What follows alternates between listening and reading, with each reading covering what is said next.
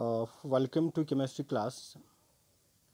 हमने previous lecture में discuss की बॉन हैबर साइकिल। तो बॉन हैबर साइकिल जो है एक थर्मोकेमिकल साइक्लिक प्रोसेस है जिसके ज़रिए हम लेटिस एनर्जी को डिटरमिन करते हैं इनडायरेक्टली।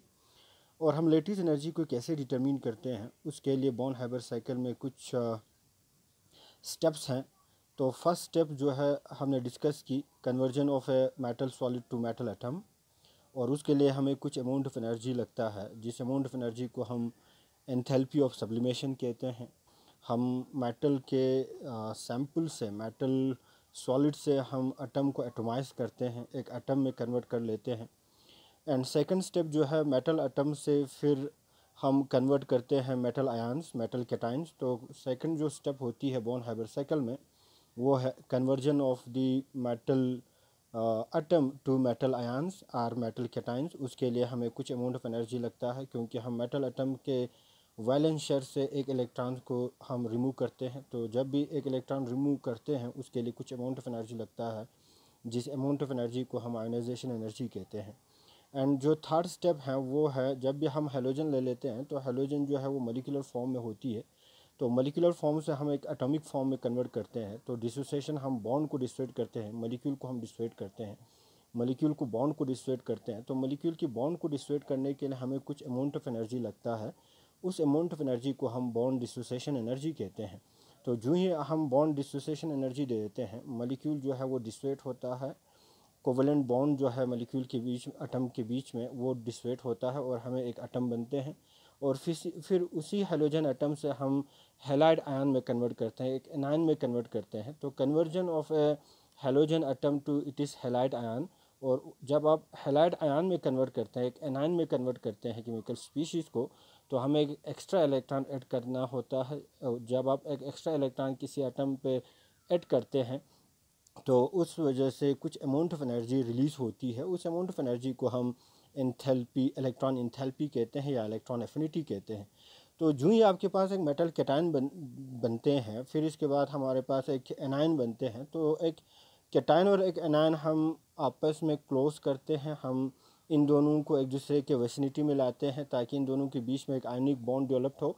और जो ही आप उनको एक लेटिस पॉइंट पे लाते हैं, एक रेस्पेक्टिव लेटिस साइड में लाते हैं, तो मैं कैटायन और एनायन के बीच में आयनिक बॉन्ड डेवलप होती है और हमारे पास एक आयनिक कंपाउंड बनते हैं in the form of MX। तो बॉन हैबर साइकिल में जितने भी हमारे पास हर स्टेप में जो चेंज इन एनर्जी होती है उन सारे के सारे एनर्जी चेंज जो है वो बराबर होती है to that of the total amount of change in energy जब आपका मेटल और हेलोजन जो है केमिकली रिएक्ट होती है leading to formation of the metal compound और आयनिक कंपाउंड। तो आयनिक कंपाउंड बनने के दौरान जो टोटल अमाउंट ऑफ एनर्जी में चेंज होती है जिसे आप एंथैल्पी ऑफ फॉर्मेशन कहते हैं, तो वो एंथैल्पी ऑफ फॉर्मेशन जो है बराबर होती है to that of the summation of the change in energy in each and every step. जो हमारे पास अगर ये केमिकल रिएक्शंस एक से ज़्यादा स्टेप में इन्वॉल्व होती हो तो हर स्टेप में कुछ अमाउंट ऑफ एनर्जी चेंज होती है, उन सारे के सारे अमाउंट ऑफ एनर्जी के समेशन के बराबर होती है। तो हमारे पास बॉन हैबर साइकिल में जो फाइनल जो फार्मूला होती है वो है enthalpy of formation is equal to enthalpy of sublimation plus enthalpy of plus ionisation energy plus enthalpy of bond dissociation and electron affinity और इलेक्ट्रॉन एंथैल्पी। एंड फिर हमारे पास लेटिस एनर्जी होती है और इसी इक्वेशन के थ्रू हम लेटिस एनर्जी को कैलकुलेट कर सकते हैं। अगर हमारे पास एंथैल्पी ऑफ फॉर्मेशन का वैल्यू पता हो, एंथैल्पी ऑफ सब्लिमेशन का वैल्यू पता हो, आयोनाइजेशन एनर्जी का वैल्यू पता हो, बॉन्ड डिसोसिएशन की एनर्जी पता हो, इलेक्ट्रॉन एफिनिटी का वैल्यू अगर आपको पता हो, तो हम इस इक्वेशन में पुट करके हम लेटिस एनर्जी को कैलकुलेट कर सकते हैं। तो ये एक इम्पॉर्टेंट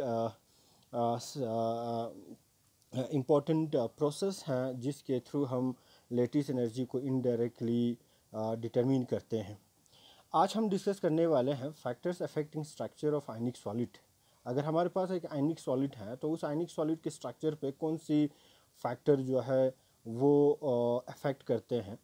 तो जो आयनिक सॉलिड की जो स्ट्रक्चर है वो डिपेंड होती है आयंस की अरेंजमेंट पे। हमारे पास आयनिक सॉलिड में कैटायंस होती है, एनाइंस होती है।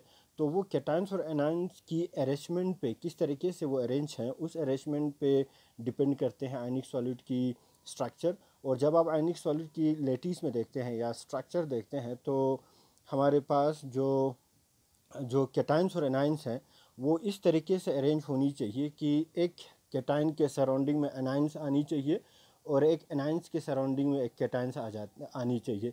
उस वजह से हमारे पास चार्ज न्यूट्रलिटी आते हैं।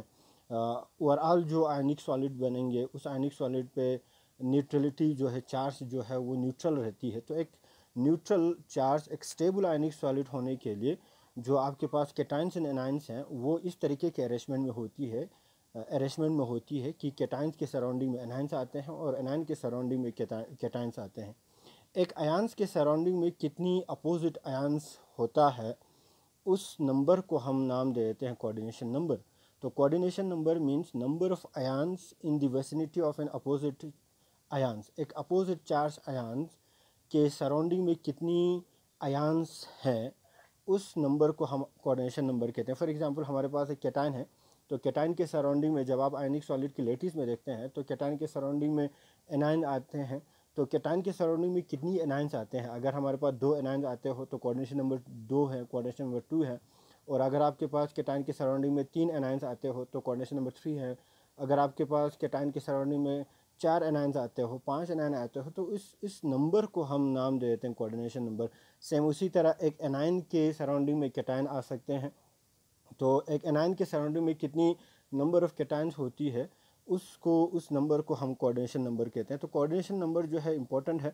कोऑर्डिनेशन नंबर के थ्रू हम आयनिक सॉलिड की ज्योमेट्री को हम स्ट्रक्चर को डिटरमिन करते हैं। अगर हमारे पास कोऑर्डिनेशन नंबर 2 है तो कोऑर्डिनेशन नंबर 2 की वजह से आयनिक सॉलिड के जो स्ट्रक्चर है वो एक अलग स्ट्रक्चर बनेंगे, एक लीनियर टाइप के स्ट्रक्चर बनते हैं। अगर हमारे पास कोऑर्डिनेशन नंबर 3 है तो हमारे पास ट्राइगोनल टाइप के स्ट्रक्चर बनेंगे। अगर हमारे पास कोऑर्डिनेशन नंबर 4 हो, 5 हो, 6 हो तो हमारे पास डिफरेंट आयनिक सॉलिड के स्ट्रक्चर बनेंगे। तो आयनिक सॉलिड के जो स्ट्रक्चर है वो डिपेंड करते हैं कोऑर्डिनेशन नंबर पे। कोऑर्डिनेशन नंबर जो है वो डिटरमिन करते हैं geometry of the ionic solid. लेकिन जो कोऑर्डिनेशन नंबर हैं वो खुद डिपेंड करते हैं रेडियस रेशो पे। अब रेडियस रेशो किसे कहते हैं? रेडियस रेशो जो है वो basically it is the ratio of the cation to that of the anion.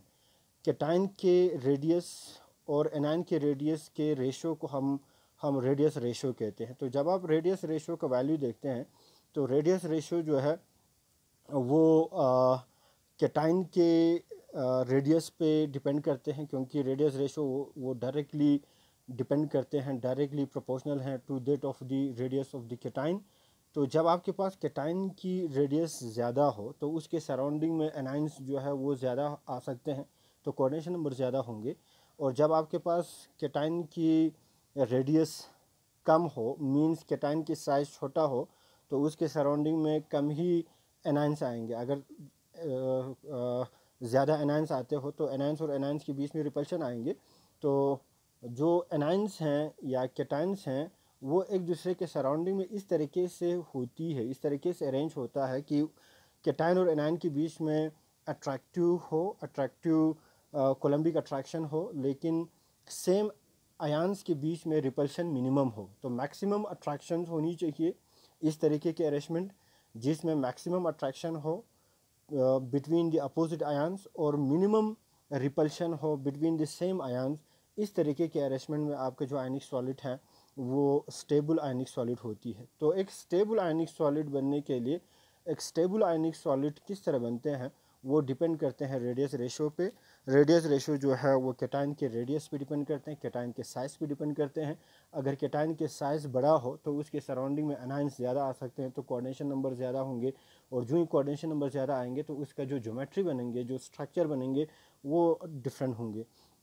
तो रेडियस रेशो के थ्रू हम कोऑर्डिनेशन नंबर की वैल्यू जो है वो डिटरमिन कर सकते हैं। फॉर एग्जांपल अगर हमारे पास कोऑर्डिनेशन नंबर 2 है तो एक कैटायन की सराउंडिंग में एनायन 2 ही आ सकते हैं, और उस वजह से हमारे पास जो ज्योमेट्री बनेंगे वो एक लीनियर टाइप की ज्योमेट्री बनेंगे।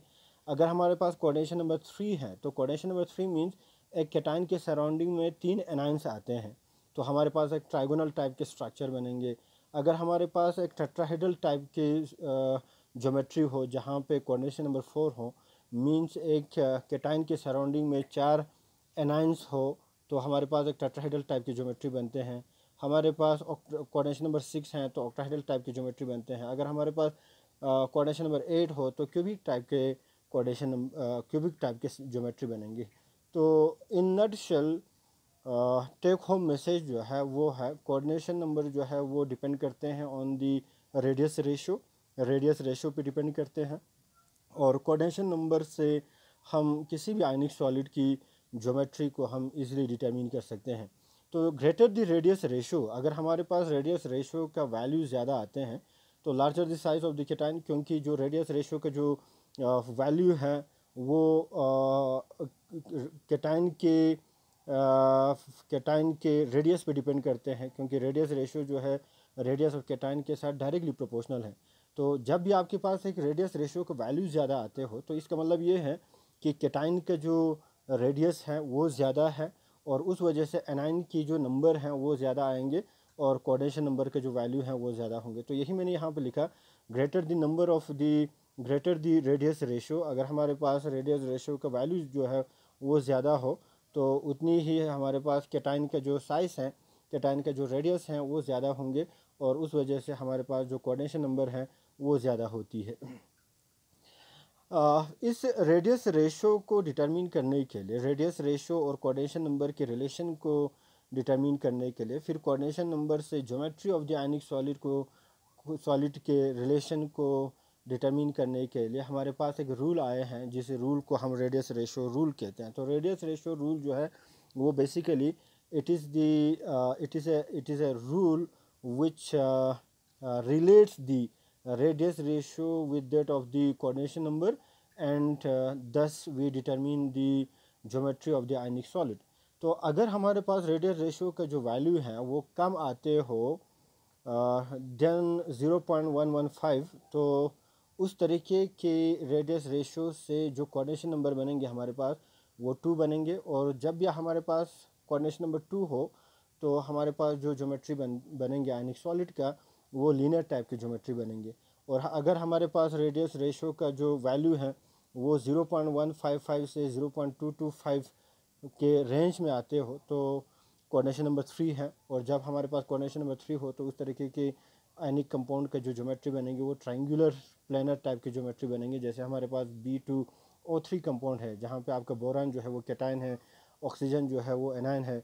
बोरान के रेडियस और ऑक्सीजन के रेडियस को हम डिवाइड करते हैं तो हमारे पास रेडियस रेशियो आ जाते हैं, तो उस रेडियस रेशियो का जो वैल्यू है वो इनके रेंज में आते हैं 0.155 से 0.225 के रेंज में आते हैं। तो जब भी आपका रेडियस रेशियो का रेंज किसी भी सॉलिड का, किसी भी आयनिक सॉलिड का इस वाले रेंज में आते हो तो आप डायरेक्टली कह सकते हैं कि इस तरीके के आयनिक सॉलिड का जो कोऑर्डिनेशन नंबर है वो 3 है। मीन्स एक केटाइन के सराउंडिंग में एनाइन 3 आएंगे, और इस तरीके के अरेंजमेंट से जो आयनिक कंपाउंड बनेंगे उस आयनिक कंपाउंड का ज्योमेट्री हमारे पास ट्रायंगुलर टाइप प्लेनर टाइप के ज्योमेट्री बनते हैं। सेम उसी तरह अगर हमारे पास रेडियस रेशो का वैल्यू जो है 0.225 से लेके 0.414 के बीच में आते हो, रेंज में आते हो, तो उस तरीके का आयनिक सॉलिड की कोऑर्डिनेशन नंबर 4 होती है।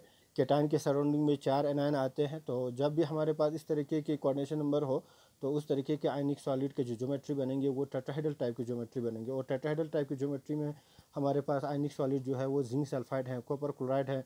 हम क्या कर लेते हैं, जिंक सल्फाइड का रेडियस रेशियो का वैल्यू निकालते हैं। जैसे जिंक इस वाले कंपाउंड में जिंक जो है +2 ऑक्सीडेशन स्टेट में होते हैं, Zn2 पॉजिटिव, और सल्फ़र जो है 2 नेगेटिव होती है। तो जिंक जो है वो केटाइन है, सल्फाइड जो है वो एनायन है। जिंक का रेडियस को हम डिवाइड करते हैं with the radius of the sulphide, तो हमारे पास एक वैल्यू आएगा जिसे हम रेडियस रेशियो कहेंगे, और वो जो रेडियस रेशियो का वैल्यू है वो 0.225 से 0.414 के रेंज में आते हैं, उनके बीच में आते हैं। तो हम डायरेक्टली कह सकते हैं कि इस तरीके के आयनिक कंपाउंड का जो ज्योमेट्री है वो टेट्राहेड्रल ज्योमेट्री है और कोऑर्डिनेशन नंबर 4 है। सेम उसी तरह अगर हमारे पास रेडियस रेशियो का वैल्यू 0.414 से 0.732 के रेंज में आते हो तो उस तरीके का आयनिक सॉलिड की कोऑर्डिनेशन नंबर 6 होता है। कोऑर्डिनेशन नंबर 6 मीन्स एक केटाइन के सराउंडिंग में 6 एनाइंस अरेंज होता है, एक कैटायन के सराउंडिंग में 6 एनाइन अरेंज होती है, और उस वजह से जो ज्योमेट्री बनेंगे हमारे पास वो ऑक्टाहेड्रल टाइप की ज्योमेट्री बनेंगे। जैसे हमारे पास सोडियम क्लोराइड है, मैग्नीशियम ऑक्साइड हैं, तो जब आप सोडियम क्लोराइड का रेडियस रेशो निकालेंगे तो रेडियस रेशो को हम इस रेडियस रेशो रूल के रेडियस रेशो रेंज में हम कंपेयर करते हैं। तो सोडियम क्लोराइड का सोडियम का रेडियस को डिवाइड करते हैं जब आप क्लोरीन के रेडियस से, क्लोराइड के रेडियस से, तो उसका जो रेडियस रेशो का जो वैल्यू है वो हमारे पास 0.414 से 0.3732 के रेंज में आते हैं। तो उस तरीके के रेंज में जब भी हमारे पास रेडियस रेशो आते हैं, उस तरीके के आयनिक सॉलिड का कोऑर्डिनेशन नंबर 6 होता है, और हम डायरेक्टली कह सकते हैं कि इस तरह के कंपाउंड का ऑक्टाहेड्रल टाइप ज्योमेट्री होती है। सेम उसी तरह हमारे पास अगर रेडियस रेशो 0.732 से लेके 1 के रेंज में आते हो तो कोऑर्डिनेशन नंबर 8 है, और जब भी हमारे पास कोऑर्डिनेशन नंबर 8 होती है तो उस तरीके के आयनिक सॉलिड के जो ज्योमेट्री है वो क्यूबिक टाइप की ज्योमेट्री होती है। जैसे हमारे पास है सीजियम क्लोराइड है, अमोनियम ब्रोमाइड है, तो ये इस तरीके के कंपाउंड का जो रेडियस रेशो है वो 0.732 से लेके 1 के रेंज में आते हैं। तो हम डायरेक्टली रेडियस रेशो के वैल्यू से हम कोऑर्डिनेशन नंबर पता कर सकते हैं, और कोऑर्डिनेशन नंबर से हम इजीली ज्योमेट्री निकाल सकते हैं। सेम उसी तरह हमारे पास अगर रेडियस रेशो का वैल्यू 1 आते हो तो हम डायरेक्टली कह सकते हैं कोऑर्डिनेशन नंबर 12 है, और इस तरीके के कोऑर्डिनेशन नंबर 12 टाइप के आयनिक कंपाउंड के जो ज्योमेट्री हैं वो close packing CCP and SCP hexagonal close packing और क्यूबिक क्लोज पैकिंग टाइप के स्ट्रक्चर होती है, ये मेटल कंपाउंड्स में होता है। तो रेडियस रेशो रूल जो है ये हमारे पास रेडियस रेशो रूल है। तो रेडियस रेशो रूल से आप डायरेक्टली किसी भी आयनिक कंपाउंड का कोऑर्डिनेशन नंबर डिटरमिन कर सकते हैं, और कोऑर्डिनेशन नंबर से हम इजीली उस तरीके के आयनिक सॉलिड के ज्योमेट्री को हम डिटरमिन कर सकते हैं।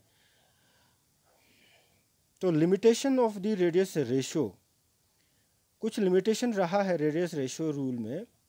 रेडियस रेशो रूल जो है वो हमें रिलेशन बता देते हैं between the radius ratio and coordination number, और जो ही हमारे पास कोऑर्डिनेशन नंबर पता चलते हैं उसी कोऑर्डिनेशन नंबर से हम स्ट्रक्चर ऑफ आयनिक सॉलिड और geometry of the ionic solid determine कर सकते हैं।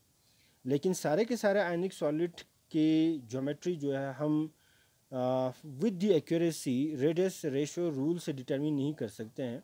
रेडियस रेशो रूल में भी कुछ लिमिटेशन रहा है, और वो लिमिटेशन किस वजह से रहते हैं, क्योंकि जब आप देखते हैं रेडियस रेशो रूल में हम ये कंसिडर करके चलते हैं कि हमारे पास जो कैटायन और एनायन है वो एक हार्ड स्फीयर है। कैटायन भी एक स्फीयर है, एनायन भी एक स्फीयर है, और कैटायन और एनायन जब एक दूसरे के नज़दीक आते हैं तो उनके ज्योमेट्री जो है, उनका जो शेप है वो चेंज नहीं होती है, वो डिस्टॉर्ट नहीं होती है। तो इस एजप्शन को यूज़ करके रेडियस रेशो रूल डिराइव की गई है, रेडियस रेशो रूल दिया गया है। लेकिन जब आप एक्चुअल केसेस में देखते हैं तो जब भी आप एक कैटायन और एनायन एक दूसरे के नज़दीक लाते हैं तो कैटायन का न्यूक्लियस एनायन के इलेक्ट्रॉनिक क्लॉट को अट्रैक्ट करते हैं, और एनायन के न्यूक्लियस कैटायन के इलेक्ट्रॉनिक क्लॉट को अट्रैक्ट करते हैं। उस वजह से कैटायन और एनायन का जो शेप है वो स्फेरिकल नहीं रहती है, वो स्फेयर नहीं रहती है, बल्कि उनका जो शेप है वो डिस्टॉर्ट होती है। वो उस तरीके के डिस्टॉर्शन को हम पोलराइजेशन कहते हैं। तो पोलराइजेशन की वजह से उनका जो शेप है वो स्फीयर नहीं रहती है। उस वजह से कहीं ना कहीं रेडियस में एक डिविएशन आते हैं, और जब भी आपके पास जब भी रेडियस में एक डिविएशन आते हो तो रेडियस रेशो में डिविएशन आएंगे, और जब रेडियस रेशो में डिविएशन आएंगे तो कोऑर्डिनेशन जो है वो 100% एक्यूरेसी के साथ हमें नहीं बता देते हैं, और जब भी आपके पास कोऑर्डिनेशन में डिविएशन आते हैं तो आप एग्जैक्ट ज्योमेट्री जो है आयनिक कंपाउंड का डिटरमिन नहीं कर सकते। तो ये एक लिमिटेशन रहा है रेडियस रेशो रूल में। जो पोलराइजेशन है, distortion of electronic clots of the cation और एनायन, कैटायन और एनायन का जो इलेक्ट्रॉनिक क्लॉट है वो डिस्टॉर्ट होता है, वो चेंज होता है, उसको कंसिडर नहीं किया है, उसको अकाउंट नहीं किया गया है। रेडियस रेशो रूल में हम ये एज्यूम करके चलते हैं कि आपका कैटायन और एनायन जो है जब एक दूसरे के नज़दीक आते हैं तो उनके इलेक्ट्रॉनिक क्लॉट जो है वो डिस्टॉर्ट नहीं होता है, वो चेंज नहीं होता है, वो परफेक्टली स्फीयर रहता है। उसको मान करके, उसको प्रिज्यूम करके रेडियस रेशो रूल दिया गया है।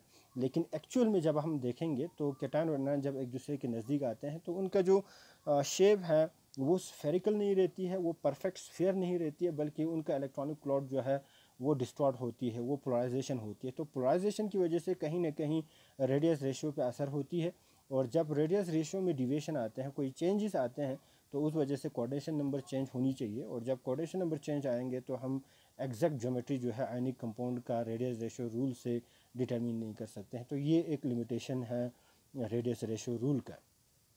Next is the solubility of ionic solid. जब आप एक आयनिक कंपाउंड को या एक आयनिक सॉलिड को वाटर में डाल देते हैं तो वो डिज़ोल्व होती है, और कैसे डिज़ोल्व होती है, क्या फैक्टर इन्वॉल्व होती है आयनिक सॉलिड वाटर में डिज़ोल्व होने के लिए।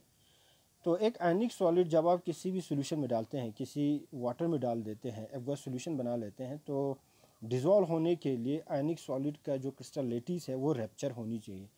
कैटायन और एनायन के बीच का जो आयनिक बॉन्ड है वो ब्रेक होनी चाहिए, और जो ही आपके सोल्यूशन में आयनिक कंपाउंड देते हैं, जब क्रिस्टल लेटिस रैप्चर होती है, कैटायन और एनायन के बीच के जो आयनिक बॉन्ड ब्रेक होता है, तो कैटायन और एनायन जो है अपनी फिक्स्ड लेटिस पोजीशन में नहीं रहती है, बल्कि वो दूर चले जाते हैं, और जो आयनिक कंपाउंड है वो उस सॉल्यूशन में डिज़ोल्व होती है। तो आयनिक कंपाउंड को ब्रेक करने के लिए हमें कुछ अमाउंट ऑफ एनर्जी चाहिए, और वो अमाउंट ऑफ एनर्जी किस तरह आते हैं, जब आपका आयनिक कंपाउंड वाटर में डाल देते हैं या सॉल्यूशन में डाल देते हैं, तो कैटायन और एनायन जो है वो एक दूसरे से दूर चले जाते हैं, लेकिन उस कैटायन और एनायन के सराउंडिंग में वाटर मॉलिक्यूल जो है वो सराउंड होती है, क्योंकि वाटर मॉलिक्यूल आयनिक मॉलिक्यूल है। वाटर में आपके ऑक्सीजन पे नेगेटिव चार्ज होती है, पार्शियल नेगेटिव चार्ज, हाइड्रोजन पे पार्शियल नेगेटिव चार्ज होती, पार्शियल पॉजिटिव चार्ज होती है, क्योंकि वाटर में ऑक्सीजन और हाइड्रोजन का जो इलेक्ट्रोनेगेटिविटी है वो डिफरेंट है। तो हम यूँ कह सकते हैं आयनिक सॉल्वेंट जो है, जैसे फॉर एग्जांपल आपके पास वाटर है, तो वाटर में जब आप एक आयनिक कंपाउंड दे देते हैं, तो कैटायन और एनायन के सराउंडिंग में वाटर मॉलिक्यूल जो है वो सॉल्वेट हो सकती है, वाटर मॉलिक्यूल सराउंड कर सकते हैं, और इस तरीके के वाटर मॉलिक्यूल की सॉल्वेशन या वाटर मॉलिक्यूल की सराउंडिंग आयंस को हम नाम दे देते हैं solvation of ions. Solvation of ions means water molecule get surrounded the ions को वाटर मॉलिक्यूल जो है वो सराउंड करते हैं। जैसे हमारे पास अगर कैटायन है तो कैटायन के सराउंडिंग में वाटर मॉलिक्यूल आएगा, लेकिन वाटर मॉलिक्यूल का ऑक्सीजन वाला पोर्शन जहाँ पे नेगेटिव चार्ज हैं, पार्शियल नेगेटिव चार्ज हैं, वो आपके कैटायन के नज़दीक आएंगे। तो कैटायन और आपके सॉल्वेंट के बीच में एक coulombic force of attraction develop होती है, और जब भी coulombic force of attraction develop होती है तो उस दौरान कुछ अमाउंट ऑफ एनर्जी रिलीज़ होती है। आप यूँ कह सकते हैं साल्वेशन और हाइड्रेशन, हम साल्वेशन को हाइड्रेशन भी कहते हैं अगर हमारे पास सॉल्वेंट जो है वो वाटर हो। अगर हमारे पास वाटर के अलावा बाकी कोई पोलर सॉल्वेंट हो तो उस वक़्त हम साल्वेशन कहते हैं। तो साल्वेशन के दौरान हमारे पास सॉल्वेंट और आयंस के बीच में एक इंट्रैक्शन डेवलप होती है, और जब भी इंट्रैक्शन डेवलप होती है तो कुछ अमाउंट ऑफ एनर्जी रिलीज़ होती है। आप यूँ कह सकते हैं साल्वेशन हो या हाइड्रेशन हो वो एक्सोथर्मिक प्रोसेस हैं, एक्सोथर्मिक मीन्स कुछ अमाउंट ऑफ एनर्जी रिलीज़ होता है। सेम उसी तरह हमारे पास एनायन होंगे तो एनायन के सराउंडिंग में वाटर मॉलिक्यूल आएगा या सॉल्वेंट आ जाएंगे, लेकिन सॉल्वेंट इस तरह आएंगे कि सॉल्वेंट के पॉजिटिव वाला जो पोर्शन है वो आपके एनायन के सराउंडिंग में आएंगे।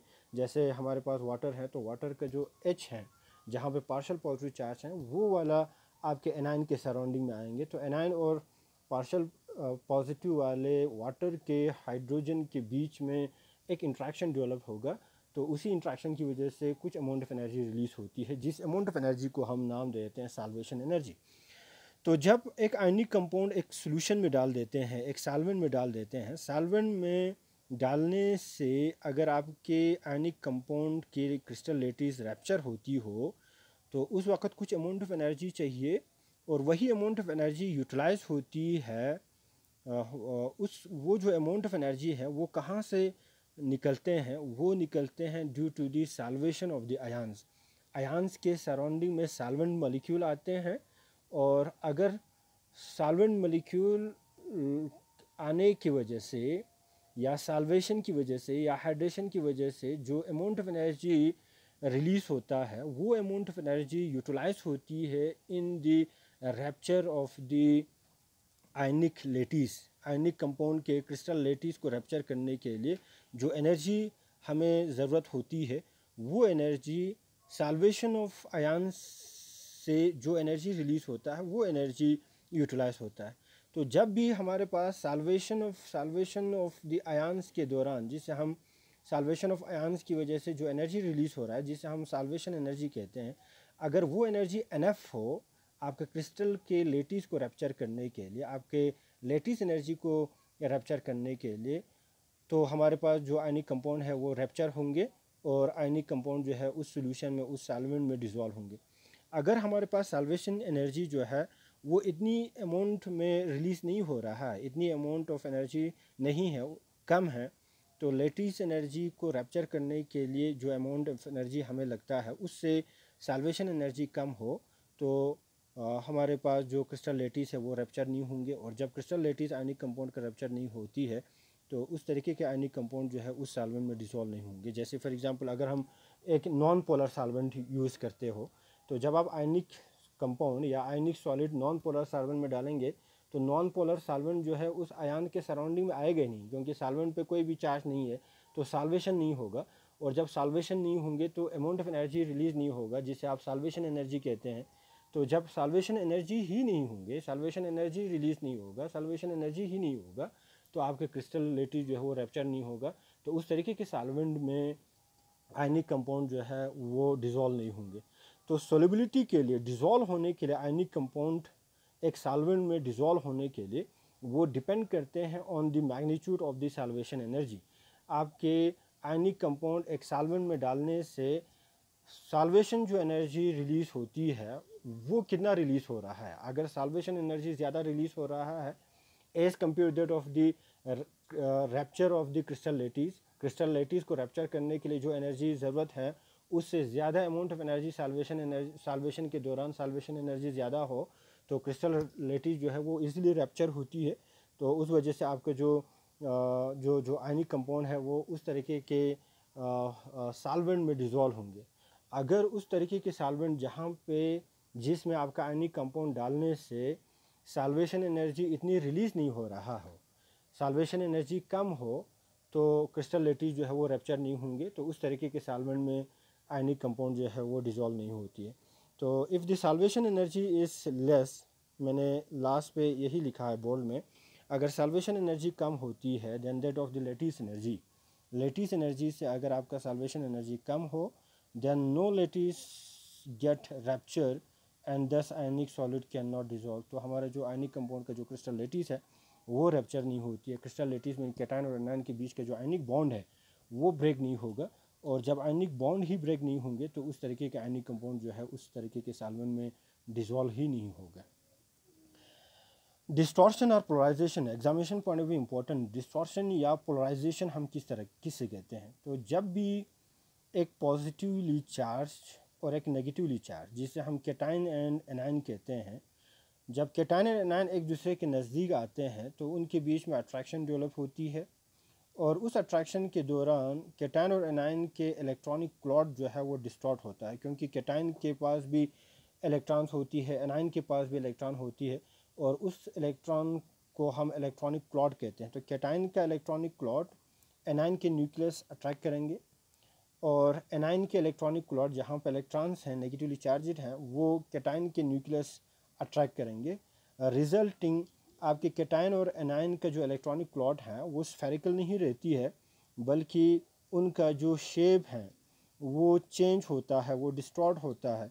इस तरीके के distortion of the electronic cloud को हम नाम दे देते हैं पोलराइजेशन। तो polarisation means distortion of electronic charge clot or distortion of electronic clot when a cation and anion comes close to each other। जब एक cation और anion एक दूसरे के नज़दीक आते हैं उस वजह से cation और anion का इलेक्ट्रॉनिक क्लॉट जो है वो डिस्टॉर्ट होती है, वो चेंज होती है, और इस डिस्टॉर्शन ऑफ इलेक्ट्रॉनिक क्लॉट को हम नाम दे देते हैं पोलराइजेशन। तो जैसे फॉर एग्जांपल हमारे पास ये केटाइन है और जनरली केटाइन का जो साइज़ है वो छोटा होता है as compare that of the anion, क्योंकि एनायन में एक्स्ट्रा इलेक्ट्रॉन्स आते हैं। तो एक्स्ट्रा इलेक्ट्रॉन आने की वजह से एनायन का जो इलेक्ट्रॉनिक क्लॉट है वो न्यूक्लियस से थोड़ा सा दूर रहती है। इलेक्ट्रॉनिक एनायन का जो वैलेंस शेल है वो न्यूक्लियस से थोड़ा सा दूर रहेंगे। तो एनायन के जो साइज़ हैं वो ज़्यादा होती है as compare that of the cation. तो केटाइन और एनायन जो है एक दूसरे के नज़दीक आ गए, तो केटाइन का न्यूक्लियस एनायन के इलेक्ट्रॉनिक क्लॉट को अट्रैक्ट करेगा और एनायन का न्यूक्लियस केटाइन के इलेक्ट्रॉनिक क्लॉट को अट्रैक्ट करते हैं, और उस वजह से आपके केटाइन और एनायन का जो इलेक्ट्रॉनिक क्लॉट जो है वो स्फेरिकल नहीं रहती है, बल्कि वो चेंज होती है, वो एलिप्टिकल फॉर्म में आ जाते हैं। आप यूँ कह सकते हैं इलेक्ट्रॉनिक क्लॉट जो है वो डिस्टॉर्ट हो गया, इलेक्ट्रॉनिक क्लॉट जो है वो चेंज हो गए, और इसी चेंज को, इलेक्ट्रॉनिक क्लॉट के चेंज को, इलेक्ट्रॉनिक क्लॉट के डिस्टॉर्शन को हम नाम दे देते हैं पोलराइजेशन। तो जब आप यहाँ देखेंगे तो एनायन का जो इलेक्ट्रॉनिक क्लॉट है वो ज़्यादा डिस्टॉर्ट होता है as compare to that of the cation, क्योंकि केटाइन का साइज़ जो है वो छोटा होता है, और जब साइज़ छोटा होता है तो इलेक्ट्रॉनिक क्लॉट जो है केटाइन का वो अपनी ही न्यूक्लियस स्ट्रॉन्गली बाउंड करके रखते हैं, स्ट्रॉन्गली अट्रैक्ट करके रखते हैं। उस वजह से केटाइन के जो इलेक्ट्रॉनिक क्लॉट हैं वो इतनी ज़्यादा डिस्टॉर्ट नहीं होती है। एनायन का साइज़ थोड़ा सा ज़्यादा है, तो एनायन के न्यूक्लियस जो है अपनी ही इलेक्ट्रॉनिक क्लॉट पे इतनी ज़्यादा अट्रैक्टिव फोर्स एक्सपीरियंस नहीं करते हैं। उस वजह से जो इलेक्ट्रॉनिक क्लॉट होंगे आपके एनायन का वो थोड़ा सा सॉफ्ट होती है, वो सॉफ्ट नेचर के होती है। उस वजह से एनायन के जो इलेक्ट्रॉनिक क्लॉट जो है वो ज़्यादा डिस्टॉर्ट होती है as compare of the electronic clots of the cation. तो एक्चुअल में केटाइन का भी इलेक्ट्रॉनिक क्लॉट जो है वो डिस्टॉर्ट होती है, लेकिन केटाइन का इलेक्ट्रॉनिक क्लॉट जो है वो कम डिस्टॉर्ट होता है as compare that of the electronic clot of the A9. A9 का इलेक्ट्रॉनिक क्लॉट ज़्यादा डिस्टॉर्ट होती है। इस तरीके की डिस्टॉर्शन को हम नाम दे देते हैं polarisation. Polarisability and polarising power हम किसे कहते हैं? केटाइन जो है, मैंने पहले भी कहा, हमारे पास केटाइन के जो साइज़ हैं वो छोटा होती है, और उस वजह से केटाइन के जो इलेक्ट्रॉनिक क्लॉट जो है वो इतनी ज़्यादा डिस्टॉर्ट नहीं होती है, वो बहुत कम डिस्टॉर्ट होती है। एनाइन का जो साइज़ है वो ज़्यादा होती है, और उस वजह से इलेक्ट्रॉनिक क्लॉट जो है वो सॉफ्ट होता है एनाइन का, और एनाइन के इलेक्ट्रॉनिक क्लॉट जो है वो ज़्यादा एक्सटेंट डिस्टॉर्ट होता है जब एनाइन केटाइन के नज़दीक आते हैं। अब कितनी एक्सटेंट ऑफ पोलराइजेशन होती है, कितनी एक्सटेंट पे इलेक्ट्रॉनिक क्लॉट डिस्टॉर्ट होती है, वो डिपेंड करते हैं polarisability of anion and polarising power of cation. अब पोलराइजेबिलिटी जो है वो एनाइन के साथ है, पोलराइजिंग पावर जो है वो केटाइन के साथ है। अब हम क्या कहते हैं, केटाइन और एनाइन जब एक दूसरे के नज़दीक आते हैं तो केटाइन की वजह से एनाइन का इलेक्ट्रॉनिक क्लॉट जो है वो डिस्टॉर्ट होता है, क्योंकि एनाइन का इलेक्ट्रॉनिक क्लॉट ज़्यादा डिस्टॉर्ट होता है as compare of the cation. इसीलिए हम क्या करते हैं, हम ये मान के चलते हैं कि केटाइन की वजह से एनाइन का इलेक्ट्रॉनिक क्लॉट डिस्टॉर्ट हो रहा है। तो कितनी केटाइन के पास कितनी पावर है कि वो एनाइन के इलेक्ट्रॉनिक क्लॉट को कितनी हद तक डिस्टॉर्ट करते हैं, उस पावर को हम नाम दे देते हैं पोलराइजिंग पावर। तो पोलराइजिंग पावर जो है वो बेसिकली केटाइन के साथ ही है। Polarising power means the power of the cation with which it polarise the anion. Cation के पास कितनी पावर है जिससे वो एनाइन के इलेक्ट्रॉनिक क्लॉट को पोलराइज करते हो, डिस्टॉर्ट करते हो, उस पावर को हम नाम दे देते हैं polarising power of cation. Anion के इलेक्ट्रॉनिक क्लॉट जो है वो इजीली डिस्टॉर्ट होता है, तो कितनी इजीली एक एनाइन अपनी इलेक्ट्रॉनिक क्लॉट डिस्टॉर्ट करते हैं, उस ईज को हम नाम दे देते हैं पोलराइजेबिलिटी। तो polarisability of anion means the ease with which an anion distort it is electronic cloud. एक एनाइन जो है वो अपनी इलेक्ट्रॉनिक क्लॉट कितनी इजीली डिस्टॉर्ट करते हैं, इस टेंडेंसी को हम नाम दे देते हैं पोलराइजेबिलिटी ऑफ एनाइन। तो पोलराइजिंग पावर और पोलराइजेबिलिटी जो है वो किस पे डिपेंड करेंगे, वो डिपेंड करेंगे size and charge of the cation and A9. अगर आपके केटाइन का साइज छोटा हो और वो छोटे केटाइन अगर एक एनाइन के नज़दीक लाते हैं तो उस तरीके के छोटे कैटायन जो है एनायन के इलेक्ट्रॉनिक क्लॉट को ज़्यादा डिस्टॉर्ट करते हैं। आप यूँ कह सकते हैं उस तरीके के कैटायन का पोलराइजिंग पावर ज़्यादा है। सेम उसी तरह अगर हम पोलराइजिबिलिटी ऑफ एनायन को एक्सप्लेन करें तो पोलराइजिबिलिटी ऑफ एनायन मीन्स हमारे पास फॉर एग्जांपल दो तरीके के एनायंस हैं, जैसे आपके पास हैं फ्लोराइड एंड क्लोराइड हैं। तो फ्लोराइड का साइज़ कम होती है as compare to chloride, chloride का साइज़ ज़्यादा है। तो जब आपके एनायन का साइज़ ज़्यादा होती है तो एनायन का जो इलेक्ट्रॉनिक क्लॉट है वो उस एनायन के न्यूक्लियस से दूर रहता है। न्यूक्लियस उस एनायन के इलेक्ट्रॉनिक क्लॉट पे इतनी ज़्यादा स्ट्रॉन्गर अट्रैक्टिव फोर्स एग्जर्ट नहीं करेंगे और एनायन के जो इलेक्ट्रॉनिक क्लॉट हैं वो इजीली डिस्टॉर्ट होगा। आप यूँ कह सकते हैं फ्लोराइड जो है वो अपनी इलेक्ट्रॉनिक क्लॉट इतनी इजीली डिस्टॉर्ट नहीं करते हैं। फ्लोराइड का जो पोलराइजिबिलिटी है वो कम है। क्लोराइड का साइज़ ज़्यादा होने की वजह से वो अपनी इलेक्ट्रॉनिक क्लॉट जो है इजीली डिस्टॉर्ट करते हैं। तो आप यूँ कह सकते हैं क्लोराइड एनायन का पोलराइजिबिलिटी जो है वो ज़्यादा है। तो पोलराइजिबिलिटी एंड पोलराइजिंग पावर जो है, polarising power of cation, polarisibility of anion depend करते हैं मेनली टू फैक्टर्स पे। एक size of the cation and size of the anion, second charge of the cation and charge of the anion. अगर आपके cation पे charge increase होते जाते हैं +1 से +2 +3 +4 +5, तो हमारे पास कैटायन के जो साइज़ हैं वो कम होते जाते हैं। और जब साइज़ कम होते जाएंगे तो कैटायन का न्यूक्लियर का असर जो है वो ज़्यादा होते जाते हैं और उस तरीके के कैटायन एनायन के इलेक्ट्रॉनिक क्लॉट को और ज़्यादा डिस्टॉर्ट करते जाएंगे। तो इस पोलराइजिबिलिटी और पोलराइजिबिलिटी एंड पोलराइजिंग पावर को एक्सप्लेन करने के लिए हमारे पास एक रूल आए हैं जिसको हम नाम दे देते हैं फजान्स रूल।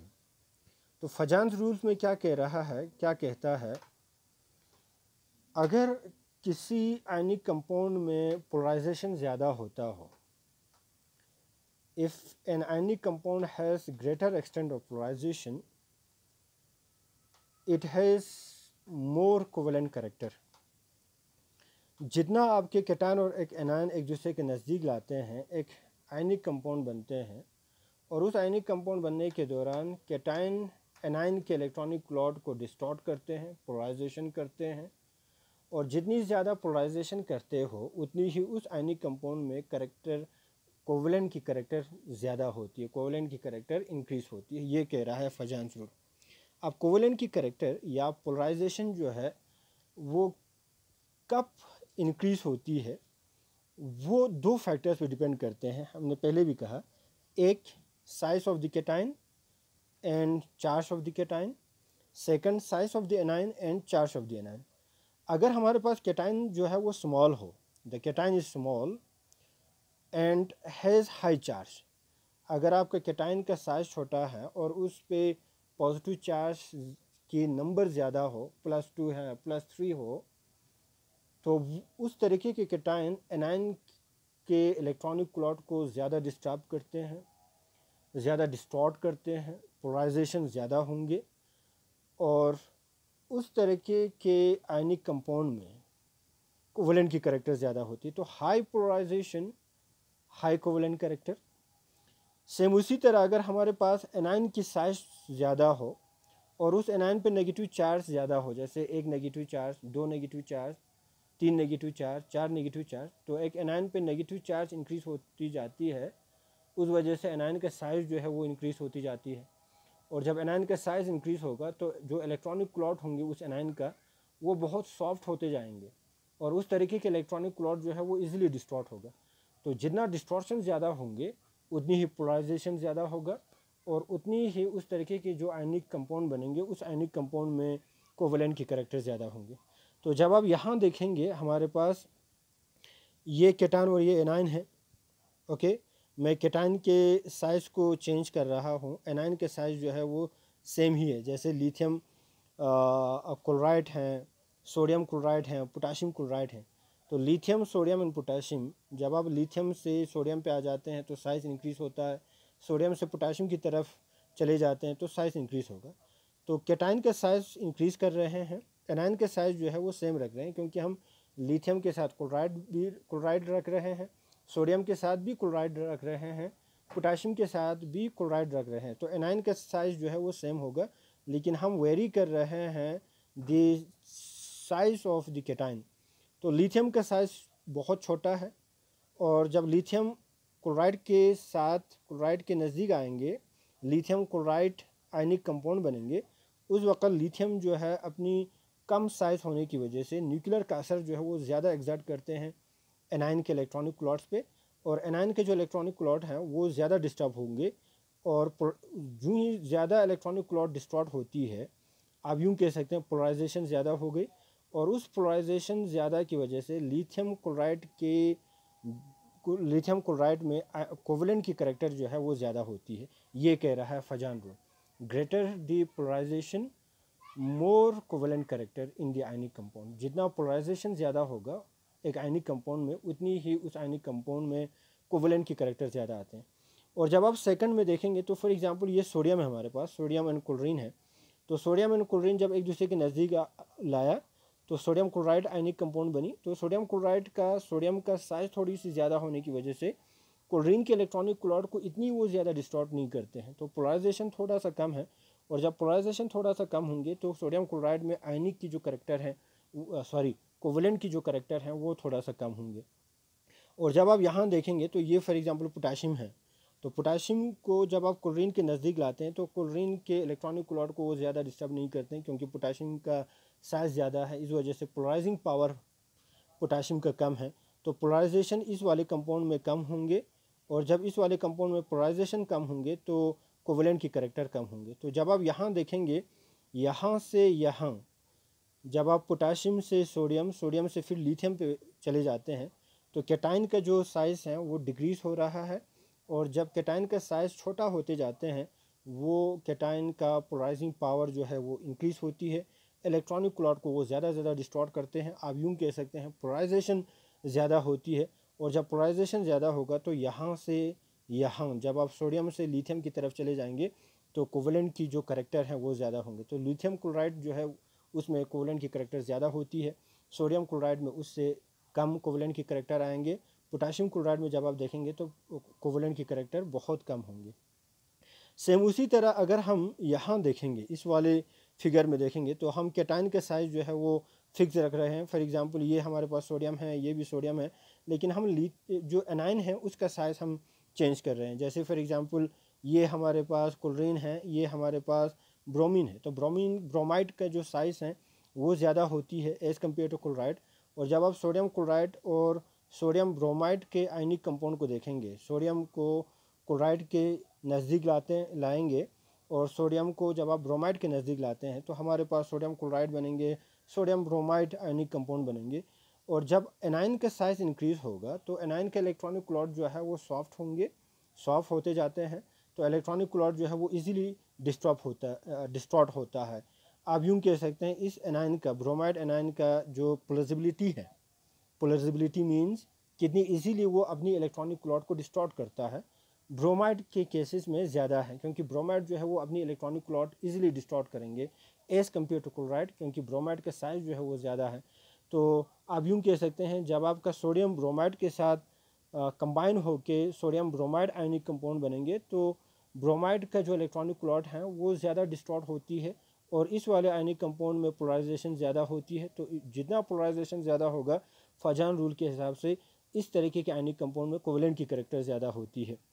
और जब आप यहाँ देखेंगे सोडियम और क्लोरीन को जब आप देखेंगे तो क्लोरीन का जो इलेक्ट्रॉनिक क्लॉट है वो थोड़ा सा छोटा है, इलेक्ट्रॉनिक क्लॉट साइज़ जो है वो छोटी है, और जब इलेक्ट्रॉनिक क्लॉट छोटा होता है तो वो थोड़ा सा रिजिड होता है, वो अपनी इलेक्ट्रॉनिक क्लॉट जो है इजीली डिस्टॉर्ट नहीं करते हैं। तो जब आप सोडियम और क्लोरीन को एक दूसरे के नज़दीक लाते हैं तो सोडियम क्लोरीन के इलेक्ट्रॉनिक क्लॉट को इतनी ज़्यादा डिस्टॉर्ट नहीं करते हैं जितनी सोडियम ब्रोमाइड आयन के इलेक्ट्रॉनिक क्लॉट को डिस्टॉर्ट करते हो। आप यूँ कह सकते हैं सोडियम क्लोराइड में पोलराइजेशन जो है वो थोड़ी सी कम है, और जब सोडियम क्लोराइड में पोलराइजेशन कम होती है तो इसमें कोवलेंट की करेक्टर कम होंगे। तो कोवलेंट की करेक्टर जो है जब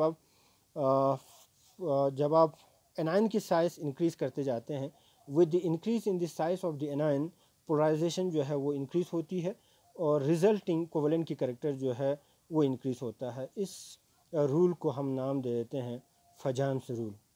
सेम इसी तरह जब आप यहाँ देखेंगे, सोडियम है हमारे पास, मैग्नीशियम है हमारे पास, अल्मीनियम है, तो इन 3 कैटायन पे चार्ज ऑफ द कैटायन जो है वो डिफरेंट है। सोडियम पे 1 पॉजिटिव चार्ज है, मैग्नीशियम पे 2 पॉजिटिव चार्ज है, अल्मीनियम पे 3 पॉजिटिव चार्ज है। जब कैटायन पे पॉजिटिव चार्ज की नंबर इंक्रीज होती जाती है तो कैटायन के साइज़ कम होते हैं, और जब कैटायन के साइज़ कम होते हैं उस कैटायन के न्यूक्लियर का असर जो है वो ज़्यादा होता है। उस तरीके के कैटायन इलेक्ट्रॉनिक क्लॉट को वो ज़्यादा डिस्टर्ब करते हैं। तो जब आप यहाँ क्लोरीन ले लेते हैं तो सोडियम जो है क्लोरीन के इलेक्ट्रॉनिक क्लॉट को इतनी ज़्यादा डिस्टॉर्ट नहीं करते हैं, पोलराइजेशन कम है। मैग्नीशियम पे 2 पॉजिटिव चार्ज हैं, क्योंकि कैटायन पे 2 पॉजिटिव चार्ज आ गया, उस वजह से कैटायन क्लोरीन के इलेक्ट्रॉनिक क्लॉट को वो ज़्यादा डिस्टॉर्ट करते हैं, पोलराइजेशन ज़्यादा है। जब आप अल्मीनियम देख लेते हैं तो अल्मीनियम पे चार्ज ऑफ द कैटायन जो है वो +3 है, ज़्यादा है, तो उस वजह से अल्मीनियम जो है क्लोरीन के इलेक्ट्रॉनिक क्लॉट को बहुत ज़्यादा डिस्टॉर्ट करते हैं। अल्मीनियम 3 पॉजिटिव का जो पोलराइजिंग पावर है वो ज़्यादा है, तो जितना पोलराइजिंग पावर कैटायन का ज़्यादा होती है उतनी ही वो एनायन के इलेक्ट्रॉनिक क्लॉट को ज़्यादा डिस्टॉर्ट करते हैं, और उस वजह से पोलराइजेशन जो है वो इंक्रीज़ होती है। और जब पोलराइजेशन इंक्रीज़ होती है इस तरीके के आयनिक कंपाउंड में कोवेलेंट की कैरेक्टर जो है वो इंक्रीज़ होगा। तो अल्मीनियम क्लोराइड आयनिक कंपाउंड में कोवेलेंट की कैरेक्टर ज़्यादा होंगे, मैग्नीशियम क्लोराइड में उससे थोड़ा सा कम, सोडियम क्लोराइड में उससे थोड़ा सा कम। आप यूँ कह सकते हैं सोडियम क्लोराइड में आयनिक की कैरेक्टर ज़्यादा है क्योंकि इसमें कोवेलेंट की कैरेक्टर कम है, क्योंकि पोलराइजेशन कम है। मैग्नीशियम क्लोराइड में आयनिक की कैरेक्टर थोड़ी सी कम है, इसमें कोवेलेंट की कैरेक्टर ज़्यादा है as compare to sodium chloride. Aluminium chloride में जब आप देखेंगे तो पोलराइजेशन बहुत ज़्यादा है, तो कोवेलेंट की कैरेक्टर बहुत ज़्यादा है, और जब कोवेलेंट के कैरेक्टर ज़्यादा होंगे तो नेचुरली आयनिक के कैरेक्टर जो है वो कम होंगे। तो ये वाली जो कंपाउंड है अल्मीनियम क्लोराइड वो वाटर में कम डिज़ोल्व है। मैग्नीशियम क्लोराइड जो है उससे थोड़ा सा ज़्यादा डिज़ोल्व होंगे। सोडियम क्लोराइड में आयनिक के कैरेक्टर ज़्यादा है, कोवेलेंट की कैरेक्टर कम है, तो सोडियम क्लोराइड जो है वाटर में इजीली डिज़ोल्व होती है। तो आप जब आप यहाँ इस वाले पोर्शन में देखेंगे तो हमारे पास जो कैटायन का जो चार्ज है वो फिक्स रख रहा हूँ, लेकिन एनायन जो है मैं चेंज कर रहा हूँ। तो पोलराइजेबिलिटी ऑफ द एनायन जो है वो चेंज हो रहा है। Fluoride, chloride and bromide, bromide का साइज़ ज़्यादा है, क्लोराइड का उससे कम है, फ्लोराइड का उससे कम है। तो फ्लोराइड का जो पोलराइजेबिलिटी है, अपनी इलेक्ट्रॉनिक क्लॉट को डिस्टॉर्ट करने की जो टेंडेंसी है वो कम है, क्लोरीन का उससे ज़्यादा है, ब्रोमाइड का उससे ज़्यादा है। तो ब्रोमाइड जो है अपनी इलेक्ट्रॉनिक क्लॉट इजीली डिस्टॉर्ट करेंगे, इस वजह से इस वाले आयनिक कंपाउंड में पोलराइजेशन ज़्यादा होंगे। अल्मीनियम क्लोराइड में पोलराइजेशन उससे थोड़ा सा कम होंगे, अल्मीनियम फ्लोराइड में पोलराइजेशन उससे कम होंगे, क्योंकि फ्लोराइड का साइज़ कम है। तो फ्लोराइड से जब आप ब्रोमाइड की तरफ चले जाते हैं तो polarisability of A9 polarisability of A9 जो है वो इंक्रीज़ होती है, और जब पोलराइजेबिलिटी ऑफ एनाइन इंक्रीज़ होती है पोलराइजेशन जो है वो ज़्यादा होती है, और जितना पोलराइजेशन ज़्यादा होगा फजान रूल के हिसाब से कहता है कि उस तरीके के आयनिक कंपाउंड में कोवेलेंट की कैरेक्टर जो है वो ज़्यादा होती है। तो नटशेल जो है किस वाले आयनिक कंपाउंड में कोवेलेंट की कैरेक्टर ज़्यादा होती है उसको डिटरमिन करने के लिए फजान रूल ने ये कहा कि जब भी आपके कैटायन और एनायन कंबाइन होकर एक आयनिक कंपाउंड बनते हैं और उस आयनिक कंपाउंड में कोवेलेंट की कैरेक्टर कितनी है वो डिपेंड करते हैं on the polarising power of cation and polarising power of anion. अगर आपके कैटायन का पोलराइजिंग पावर इंक्रीज़ होती है उस वजह से पोलराइजेशन इंक्रीज़ होंगे, और जब पोलराइजेशन इंक्रीज़ होंगे तो उस तरीके के आयनिक कंपाउंड में कोवेलेंट की कैरेक्टर ज़्यादा होंगे, एक ये। सेकंड जो रूल है, with the increase in the polarisability of anion, anion की जो पोलराइजेबिलिटी है जब इंक्रीज़ होती है उस वजह से पोलराइजेशन जो है वो इंक्रीज़ होती है, और जब पोलराइजेशन इंक्रीज़ होती है तो कोवेलेंट की कैरेक्टर इंक्रीज़ होती है।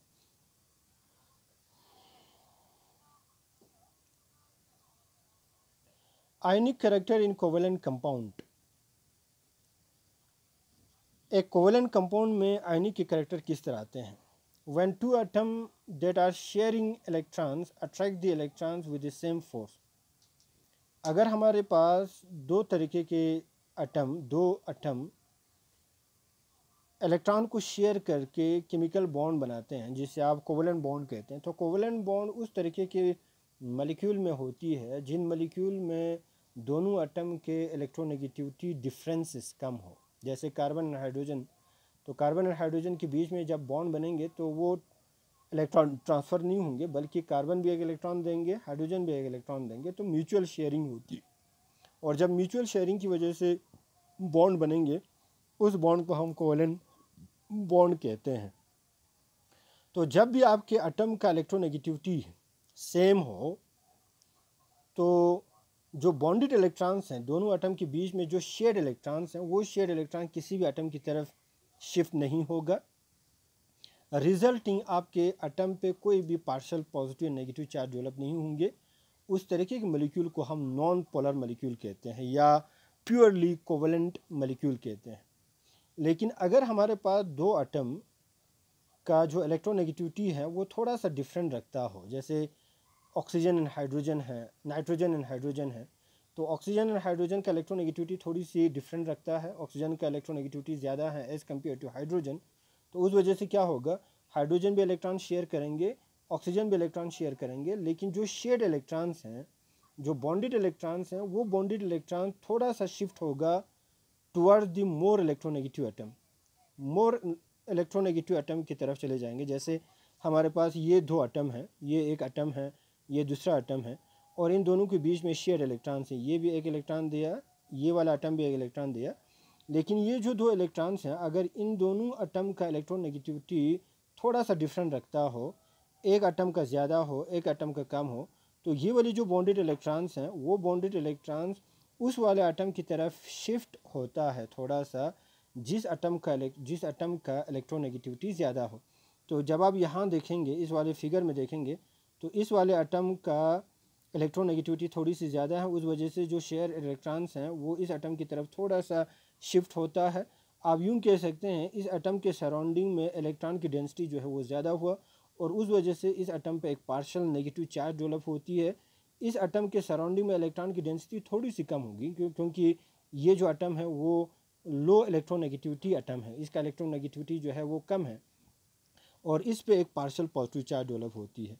तो जब भी आपके दो एटम जिस पे एक पार्शियल नेगेटिव चार्ज हो, एक पार्शियल पॉजिटिव चार्ज हो, तो वो पार्शियल पॉजिटिव और पार्शियल नेगेटिव चार्ज एक दूसरे के साथ कोलम्बिक फोर्स ऑफ अट्रैक्शन के थ्रू जुड़ेंगे, उनके बीच में coulombic electrostatic force of attraction develop होगा, और इस तरीके के बॉन्ड में एक आयनिक करैक्टर आ गया, और इस तरीके की मॉलिक्यूल को हम पोलर मॉलिक्यूल कहते हैं या पोलर कोवेलेंट मॉलिक्यूल कहते हैं, और इस तरीके के बॉन्ड को हम पोलर कोवेलेंट बॉन्ड कहते हैं। अब ये जो बॉन्ड है वो कोवेलेंट तो है, ओके, दोनों एटम इलेक्ट्रॉन शेयर तो कर रहे हैं, लेकिन इलेक्ट्रोनेगेटिविटी डिफरेंस की वजह से जो शेयर्ड इलेक्ट्रॉन्स हैं, वो शेयर्ड इलेक्ट्रॉन्स थोड़ा सा शिफ्ट होता है towards the more electronegative atom, और उस वजह से इन एटम पे partial positive negative charge develop होती है, उस वजह से पोलर आ गया, एक पोलरिटी आ गया।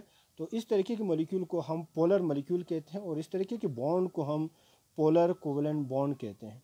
अब इसमें जो आयनिक करैक्टर आ गया, वो कितना आयनिक करैक्टर है उसको डिटरमिन करने के लिए हमारे पास दो तरीके के पैरामीटर्स हैं। एक पैरामीटर है हमारे पास percent ionic character, and second is the dipole moment.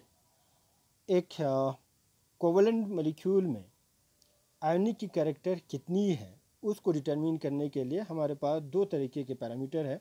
One is the person ionic character. Person ionic character means ionic character जो है, कितनी आयनिक करैक्टर उस कोवेलेंट मॉलिक्यूल में आते हैं, ठीक है, उसको हम मेजर करते हैं in terms of the percent ionic character. और वो पर्सन आयनिक करैक्टर जो है वो डिपेंड होती है ऑन द इलेक्ट्रोनेगेटिविटी डिफरेंसेस, दोनों एटम का इलेक्ट्रोनेगेटिविटी डिफरेंस कितनी है। अगर हमारे पास इस तरीके के एटम हो जिन एटम के बीच का इलेक्ट्रोनेगेटिविटी डिफरेंसेस कम हो, तो जो शेयर्ड इलेक्ट्रॉन्स हैं वो शेयर इलेक्ट्रॉन इतनी ज़्यादा शिफ्ट नहीं होगा towards the more electronegative atom, okay. उस वजह से जो मोर इलेक्ट्रोनेगेटिव एटम पे पार्शियल नेगेटिव चार्ज अगर बनेंगे तो उस पार्शियल नेगेटिव चार्ज का मैग्नीट्यूड कम होगा, और लो इलेक्ट्रोनेगेटिव एटम पे जो पार्शियल पॉजिटिव चार्ज डेवलप होती है उस पे पॉजिटिव चार्ज की जो इंटेंसिटी है वो कम होंगे। जब भी आपके पॉजिटिव और नेगेटिव चार्ज का इंटेंसिटी कम होगा तो उनके बीच में जो आयनिक बॉन्ड है, जो आयनिक की करैक्टर है, वो थोड़ा सा कम होगा। तो जो आयनिक की करैक्टर है एक कोवेलेंट बॉन्ड में, एक कोवेलेंट मॉलिक्यूल में, वो डिपेंड करते हैं इलेक्ट्रोनेगेटिविटी डिफरेंसेस पे। अगर हमारे पास इस तरीके के कोवेलेंट मॉलिक्यूल हो जिस मॉलिक्यूल में दोनों एटम की इलेक्ट्रोनेगेटिविटी डिफरेंसेस ज़्यादा हो, ग्रेटर द इलेक्ट्रोनेगेटिविटी डिफरेंसेस, उस वजह से क्या होगा, आपका जो बॉन्डेड इलेक्ट्रॉन्स हैं वो बहुत ज़्यादा शिफ्ट होगा towards the more electronegative atom. More electronegative atom के सराउंडिंग में जो बॉन्डेड इलेक्ट्रॉन्स हैं वो मोर इलेक्ट्रोनेगेटिव एटम के नज़दीक आएंगे। उस वजह से मोर इलेक्ट्रोनेगेटिव एटम पे जो पार्शियल नेगेटिव चार्ज डेवलप होती है वो ज़्यादा डेवलप होंगे, और लेस इलेक्ट्रोनेगेटिव एटम पे इलेक्ट्रॉन की डेंसिटी जो है वो बहुत बहुत कम होगा। उस पे जो पार्शियल पॉजिटिव चार्ज डेवलप होंगे वो बहुत ज़्यादा पार्शियल पॉजिटिव चार्ज डेवलप होंगे। तो एक एटम पे पार्शियल पॉजिटिव चार्ज, दूसरे एटम पे पार्शियल नेगेटिव चार्ज, उसका जो इंटेंसिटी है वो ज़्यादा होती है, ज़्यादा बनते हैं। कब? जब आपका दोनों एटम की इलेक्ट्रोनेगेटिविटी डिफरेंस ज़्यादा हो। तो जब आपके पास पार्शियल पॉजिटिव चार्ज और पार्शियल नेगेटिव चार्ज की इंटेंसिटी ज़्यादा हो तो उसमें जो आयनिक के करैक्टर हैं वो ज़्यादा होंगे। उसमें आयनिक की जो बॉन्ड है, इलेक्ट्रोस्टैटिक जो अट्रैक्शंस बनेंगे वो इलेक्ट्रोस्टैटिक फोर्स ऑफ अट्रैक्शन ज़्यादा बनेंगे, और उसी इलेक्ट्रोस्टैटिक फोर्स ऑफ अट्रैक्शन को हम आयनिक करैक्टर कहते हैं। तो उस तरीके के मॉलिक्यूल में आयनिक की करैक्टर ज़्यादा आते हैं। तो कितनी आयनिक की करैक्टर आती है उसको मेजर करते हैं हम इन terms of the percent ionic character, और पर्सन आयनिक करैक्टर जो है वो डिपेंड करते हैं ऑन द इलेक्ट्रोनेगेटिविटी डिफरेंसेस। तो पर्सन आयनिक करैक्टर हम किसी भी मॉलिक्यूल में इजीली निकाल सकते हैं इस फॉर्मूले के थ्रू। ये हमारे पास एक फार्मूला है, पर्सन आयनिक करैक्टर जो है वो 16 × XA। XA is the electronegativity of A atom, एक एटम का, minus XB is the electronegativity of the another atom. इन दोनों की difference means electronegativity differences, plus 3.5 × XA minus XB का होल स्क्वायर। तो ये हमारे पास फार्मूला है। XA is the electronegativity of A atom, XB is the electronegativity of B atom. अगर ये आपके पास इलेक्ट्रोनेगेटिविटी जो है दोनों एटम का आपको पता हो तो आप इलेक्ट्रोनेगेटिविटी के वैल्यू को इस वाले इक्वेशन में डाल के आप इजीली पर्सन आयनिक की जो करैक्टर हैं वो निकाल सकते हैं। सेकंड हमारे पास है जो पर्सन आयनिक करैक्टर है वो हम मेजर कर सकते हैं in terms of the dipole movement. हम डायपोल मूवमेंट के थ्रू भी पर्सन आयनिक करैक्टर निकाल सकते हैं। एक कोवेलेंट मॉलिक्यूल में आयनिक की करैक्टर कितनी है उसको हम मेजर कर सकते हैं in terms of dipole movement. तो डायपोल मूवमेंट जो है वो बेसिकली किसके बराबर होती है, हम कैसे डिफाइन करते हैं? It is the product of charge and the internuclear distance. जब भी आपके पास एक पोलर कोवेलेंट मॉलिक्यूल हो, पोलर कोवेलेंट मॉलिक्यूल मीन्स दोनों एटम इलेक्ट्रॉन शेयर कर रहे हैं, लेकिन इलेक्ट्रोनेगेटिविटी डिफरेंस की वजह से जो शेयर्ड इलेक्ट्रॉन्स हैं वो स्फेरिकल सिमेट्रिकल डिस्ट्रीब्यूशन नहीं है, बल्कि एक एटम की तरफ मोर इलेक्ट्रोनेगेटिव एटम की तरफ शिफ्ट हो गया, और उस वजह से उन एटम पे पार्शियल पॉजिटिव और पार्शियल नेगेटिव चार्ज डेवलप हुआ। तो हमारे पास जो मॉलिक्यूल होंगे वो मॉलिक्यूल प्योरली कोवेलेंट मॉलिक्यूल नहीं होंगे, उसमें थोड़ा सा आयनिक के करैक्टर आते हैं, उसमें एक पोलरिटी आते हैं। तो उस तरीके के मॉलिक्यूल को हम पोलर कोवेलेंट मॉलिक्यूल कहेंगे। तो पोलर, जब भी आपके पास एक पोलर कोवेलेंट मॉलिक्यूल होंगे तो हमारे पास उस पोलर कोवेलेंट मॉलिक्यूल में पर्सन आयनिक की करैक्टर कितनी है उसको मेजर करने के लिए हम डायपोल मूवमेंट यूज़ करते हैं। तो डायपोल मूवमेंट जो है वो बेसिकली किसके बराबर है? Q is the charge on the atom पे कितनी चार्ज डेवलप होती है, into L is the distance between the two atom, between the nucleus of the two atom. Nucleus दोनों एटम के न्यूक्लियस के बीच का डिस्टेंस को हम रिप्रेजेंट करेंगे L। L means bond length भी आप यूज़ कर सकते हैं। तो अगर आपके इलेक्ट्रोनेगेटिविटी डिफरेंस ज़्यादा हो तो दोनों एटम पे जो positive and partial negative charge develop होंगे वो ज़्यादा डेवलप होंगे। तो क्यू का वैल्यू जो है अगर ज़्यादा है तो डायपोल मूवमेंट के वैल्यू ज़्यादा आएंगे। ओके, तो हम इस इक्वेशन के थ्रू डायपोल मूवमेंट का वैल्यू आप निकाल सकते हैं। तो डायपोल मूवमेंट का वैल्यू जो है वो डिपेंड करते हैं फिर से इलेक्ट्रोनेगेटिविटी डिफरेंसेस पे। जितना इलेक्ट्रोनेगेटिविटी डिफरेंसेस दोनों एटम का ज़्यादा होगा उतनी ही चार्ज जो है वो ज़्यादा होंगे, मैग्नीट्यूड ऑफ चार्ज जो है वो एटम पे ज़्यादा डेवलप होंगे, और क्यू का वैल्यू जब ज़्यादा होगा तो डायपोल मूवमेंट का वैल्यू नेचुरली ज़्यादा होंगे। तो if the bond is purely covalent, अगर हमारे पास जो बॉन्ड है वो प्योरली कोवेलेंट हो, प्योरली कोवेलेंट मीन्स दोनों atom mutual sharing of electrons कर रहे हैं मॉलिक्यूल बनने के दौरान, और दोनों एटम का इलेक्ट्रोनेगेटिविटी डिफरेंस कुछ भी नहीं है, दोनों एटम का इलेक्ट्रोनेगेटिविटी सेम है।